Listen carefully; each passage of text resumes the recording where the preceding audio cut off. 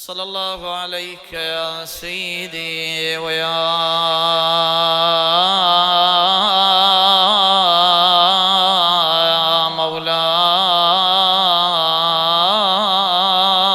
مولاي يا رسول الله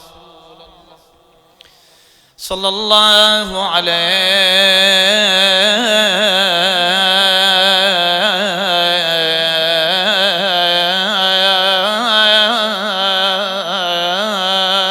يا مولاي وابن مولاي يا أبا عبد الله ما خاب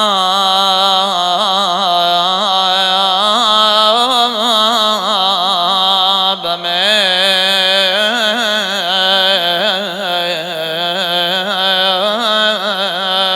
تمسك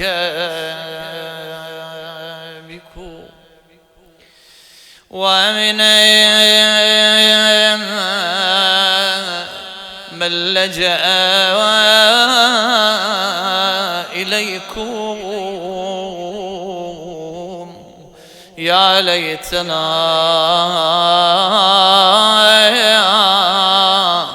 كنا معكم فنفوز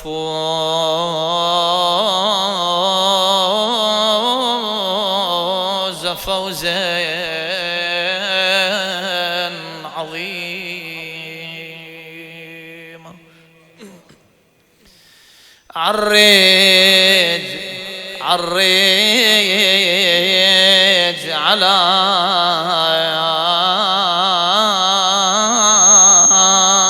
قبر النبي بيثرب عريج على قبر النبي بيثرب وصح معولا والعين باكية عبرا وقف عنده دام الفؤاد أيوة أيوة فاطمة وقيف عنده دام الفؤاد بحسرة وقل يا أبا الزهراء لقد ماتت الزهراء وقل يا أبا الزهراء لقد ماتت الزهراء قضت والرزايا تستفز فؤاده قضيت والرزايا تستفز فؤادها ولم تبلغ 20 ما أقصر عمرها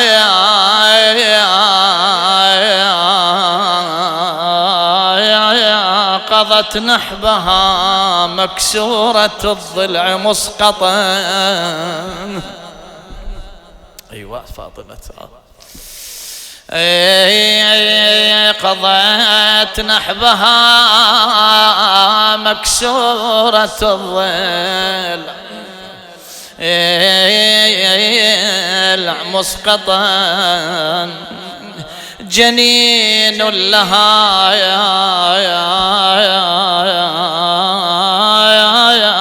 والنفس من وجدها يا حسرة ففقدك أشجاها والتيم عيون أمضها وحبتر آذاها وأشبعها قهرا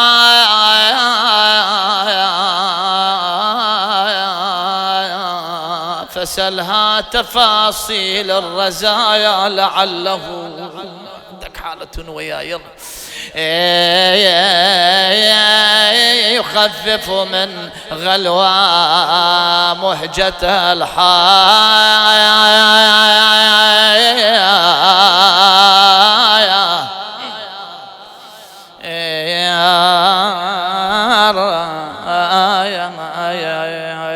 الصوت لا تنصيبه يا وما قصة المسمار سل عنه صدرها يا فكم من غليل في قد ألهب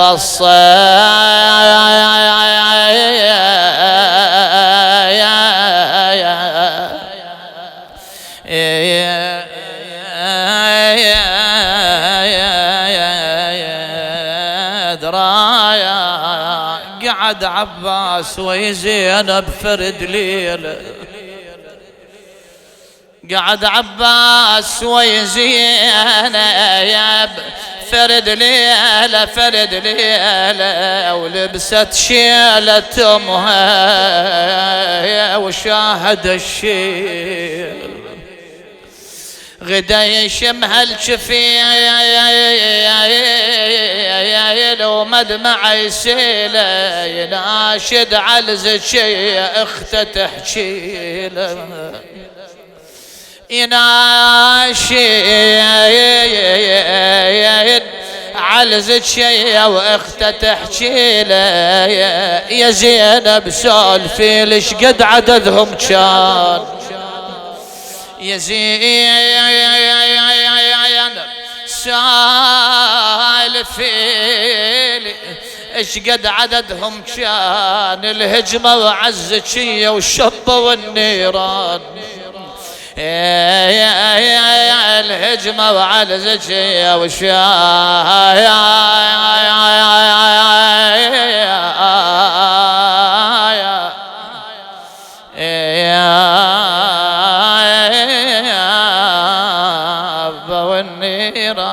ونت زينب ونادت يا ابو النوماس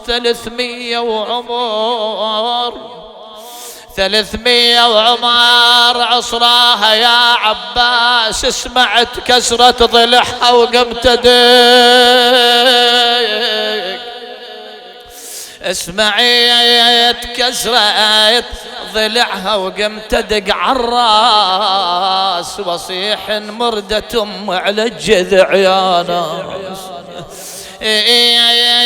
خذت منيد زينب راوة البسمار شاف الدم على الباب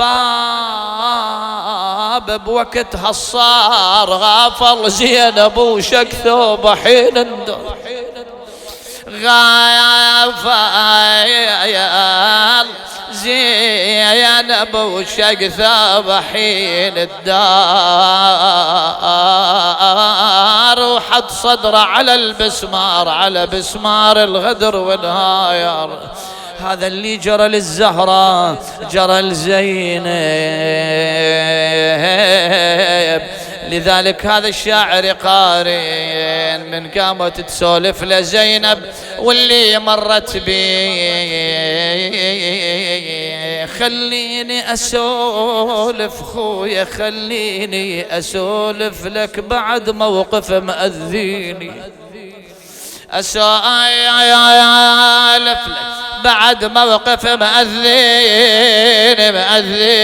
أكو واحد يبو فاطل سطر عين أكو واحد يبو فاضل سطر عيني وصارت عين اختك مثل عين امها اسولف يا خويا اسولف لك يا خويا لو بعد كافي واقول لك خويا اقل سوى الصوت بجتافي لو اقول لك لهسه يابسه شفافي أرادت أن تودعه وهي على ظهر ناقتها قالت أنا رايحة الحما يضعني ونيت لو ما سمع خويا والنيات لو ما سمع والني يا هو اللي يرد الزلم علي يا خويا يا هو اللي يرد الزلم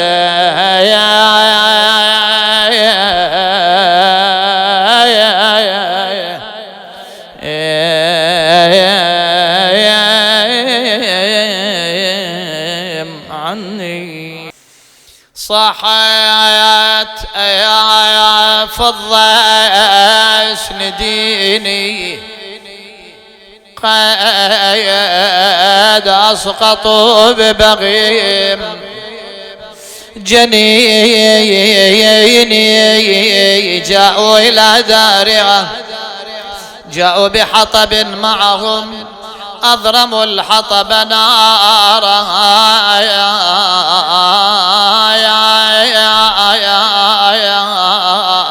كانت لائذة خلف الباب تقول الرواية رفس الباب نادت وأبت يا ورسول الله. يقول الجويني قال رسول الله وكأني بها وقد دخل الذل بيتها وهي تستغيث فلا تغاث وتنادي ومحمدا عصرت ما بين الحائط والباب وكسر جنبه أي أضلاع للزهراء كسرت أيوة سيدتها صحت علي وين علي أيوة صدت ونادت شا علي صديت ونادت شا علي وين علي وين تشكي لابوها وتهمل العين اصحى يا بك يا ابويا ما رعاني خذوا نحلته وبجوا عيوني ضيا وابن البجي عليك ابن عان وبر المدينة طلعوا. يقول سلمان جئنا إلى دار أمير المؤمنين سلام الله عليه كان يمسك أحدهم أخذه من جلاله به طرحه أرضا أراد قتله. يقول سلمان نظر إلي أمير المؤمنين قلت سيد ماذا الذي يرى؟ قال سلمان انظر خلفي ماذا ترى؟ يقول وجدت الزهراء على الأرض وضع عليها عباءته الإمام أمير المؤمنين سلام الله عليه وهي تقول عمي سلمان انظر ماذا صنعوا بابنتي رسولي. بعدها يقول قعدوا علي الزلايا معهم انتبهت الزهراء قالت فض أين مولاك علي سلام الله عليه؟ قالت سيدتي أخذوا منقادا معهم إلى مسجد رسول الله. قالت ناوليني خماري لافت بخمارها ودموعها تجري على خديها وهي واضعة يدها على أحد أضلاعها المكسور. جاءت خلف علي عليه السلام سلمان يقول نظرت إليها قلت ما تريدين أن تصنع يا بنت رسول الله؟ قالت يا عم أما ترى ماذا صنعوا بي؟ أنا يا خرجت خلف ابن عمي علي بن أبي طالب عليه السلام والله إن لم يتركوا عليا أدعو عليهم. يقول نظرت إلى السماء تغير لونها قلت سيدتي إن الله بعث أباك رحمة. قالت لا أرجع حتى يرجع معي علي بن أبي طالب سلام الله عليه. ثم رجع مع علي عليه السلام، أخذ لا يفارقها إلا لوقت صلاة، كان يجلس عندها. قالت يا علي أرأيتني قبل هذا اليوم مقصرة في شيء؟ قال حاشاك يا ابنة رسول الله. قالت لي إليك وصايا، أول وصاياي أوصيك بالحسن والحسين خيرا. هذه الأم إذا عدها أيتام وآخر لحظات حياتها توصب أولادها يا ترك بين الوقت شوغات يا وشيفيد البشل الوصول. يوم يوم يوم يوم حلعت الولد مني يصيح يمه وتعيش وياه كل صبح ومزين. تقول الرواية أوصت علي عليه السلام بالحسن والحسين، نظرت إلى زينب وكانت صغيرة. تقول الروايات في السنة السابعة من عمرها دموعها تجري على خديها. قالت يما لا تبكين لا تبكين زينب يما لا تبكين، يما لا تبكين زينب يما لا تبكين، عن النار بعد وخاف تنشوين لا تبكين لا. يما الناير ما تعرف صغير كبير بعدك عالجمر يا زينب تلحقين لا تبكين لا. اجيت ركاض المن ماكو يمك خيل على كل عثرة منك صاح حسين لا تبكي لا. شوفيها قالت لها يما شوفيها يا زينب كف اسود صار وعطاب الحرق من ثوب تشتمي لا تبكي. يما مثل عيوني يما خاف تنسطرين لا تبكين لا تبكين زينب يما لا تبكين. نظر إليها قالت يا علي إن أنا مت فغسلني وكفني وادفني ليلا، لأني لا أحب من لأني لا أريد من لا أحب أن يمشي خلف جنازتي. واجلس إلى قبري واقرأ لي شيئا من القرآن لأنني أستأنس بك حيا وميتا. ما أن نظر إلي